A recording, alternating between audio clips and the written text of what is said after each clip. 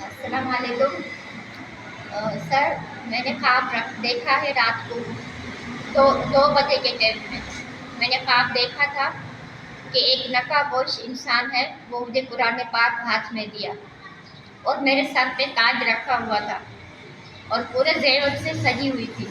ایک کھلا میدان تھا بہت بڑا، جس میں ایوب سر تھے جس کو اعلیٰ لباس پہنا ہوا تھا، اور حمیدہ بھی تھی جس کو اچھے کپڑے، اونچے کپڑے پہنے ہوئے تھے، اعلیٰ لباس پہنے ہوئے تھے۔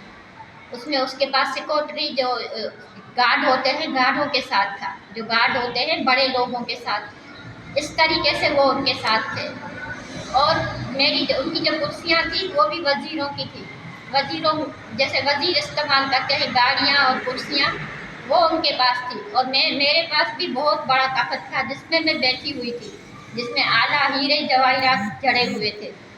حالانکہ میں بہت غریب ہوں، لیکن خواب کی بات بتا رہی ہوں۔ تو اس میں نے یہ دیکھا ہے۔